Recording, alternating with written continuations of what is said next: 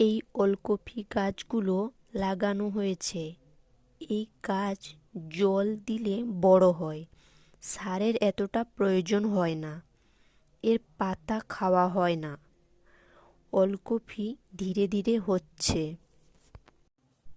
গাছের গোড়ায় জল দিয়ে মাটি নরম রাখতে হবে, গাছ বাড়বে ভালো।